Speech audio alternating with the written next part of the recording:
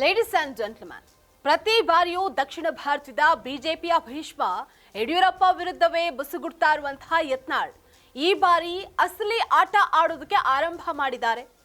ಹಿಂದೂ ಹುಲಿ ತಂತ್ರಕ್ಕೆ ರಾಜ ಹುಲಿನೇ ಆತಂಕಕ್ಕೀಡಾಗಿದ್ದಾರೆ.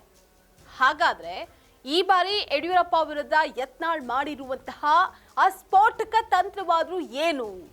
ಅದಕ್ಕೆ ಯಡಿಯೂರಪ್ಪ ಆತಂಕ ಮತ್ತಷ್ಟು ಹೆಚ್ಚಾಗಿರೋದಕ್ಕೆ ಕಾರಣ ಏನು ಅಂತ ನೋಡ್ತಾ ಹೋಗೋಣ. ವೀಕ್ಷಕರೇ, ನೆಲ ಜಲ ಭಾಷೆಗಾಗಿ ಪ್ರಾಮಾಣಿಕ ಪತ್ರಿಕೋದ್ಯಮ. ನೀವು ನೋಡ್ತಾ ಇದ್ದೀರಾ ಫೋಕಸ್ ಟಿವಿ. ನಾನು ನಿಶ್ಚಿತ.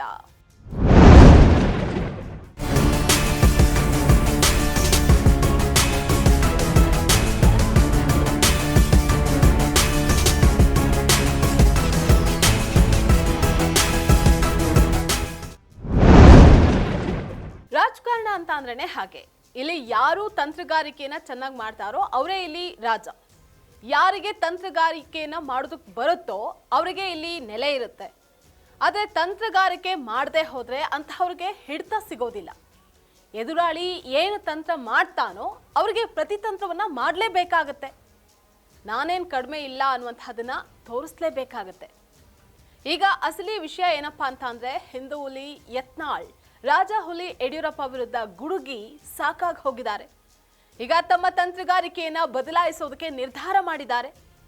ಈಗ ಅಸಲಿ ವಿಷಯ ಏನಪ್ಪಾ ಅಂತ ಅಂದ್ರೆ, ರಾಜ ಹುಲಿಯನ್ನ ನಾನೇನ್ ಮಾಡೋದಕ್ಕೆ ಸಾಧ್ಯ ಇಲ್ಲ ಅಂತ ಅಂದ್ಕೊಂಡಿರುವಂತಹ ಹಿಂದೂ ಹುಲಿ ಈಗ ತಮ್ಮ ತಂತ್ರಗಾರಿಕೆಯನ್ನ ಮಾಡಿದ್ದಾರೆ. ಅದೇನಪ್ಪಾ ಅಂತ ಅಂದ್ರೆ, ಮಾಡು ಇಲ್ಲವೇ ಮಡಿ ಅಂತ ಹೇಳಬಹುದು.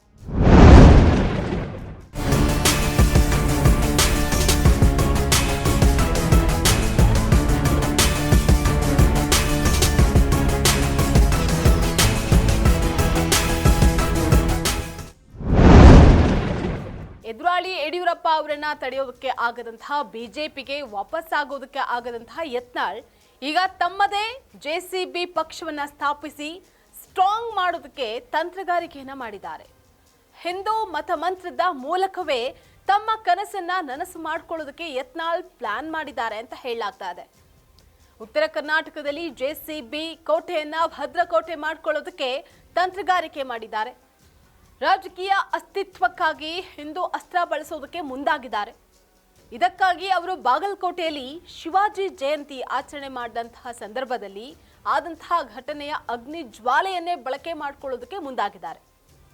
ಮತ್ತೊಮ್ಮೆ ಶಿವಾಜಿ ಜಯಂತಿ ಆಚರಣೆ ಮಾಡೋದಕ್ಕೆ ಹಿಂದೂ ಸಂಘಟನೆಗಳು ಸಜ್ಜಾಗಿದೆ. ಇದಕ್ಕಾಗಿ ಯತ್ನಾಳ್ ಅವರನ್ನೇ ಮುಖ್ಯ ಅತಿಥಿಯಾಗಿ ಕರೆಸೋದಕ್ಕೆ ಹಿಂದೂ ಸಂಘಟನೆಗಳು ಮುಂದಾಗಿದೆ ಅಂತ ಹೇಳಲಾಗ್ತಾ ಇದೆ.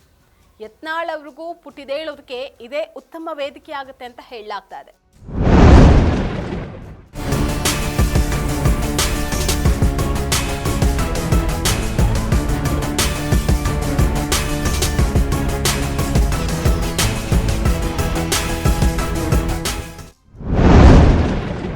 ಈ ಮೂಲಕವೇ ಬಿಜೆಪಿ ಹೈಕಮಾಂಡ್ ಹಾಗೆ ತಮ್ಮ ರಾಜಕೀಯ ಬದ್ಧ ವೈರಿ ಯಡಿಯೂರಪ್ಪ ಅವರಿಗೆ ಶಾಕ್ ನೀಡೋದಕ್ಕೆ ಯತ್ನಾಳ್ ಮುಂದಾಗಿದ್ದಾರೆ.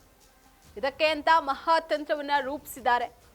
ಅದೇ ಇದಕ್ಕೆಲ್ಲ ದಕ್ಷಿಣ ಭಾರತದ ಬಿಜೆಪಿಯ ಭೀಷ್ಮ ಯಡಿಯೂರಪ್ಪ ಅವರು ಹೆದರುತ್ತಾರ ಅನ್ನುವಂತಹದ್ದೇ ಸದ್ಯದ ಪ್ರಶ್ನೆ.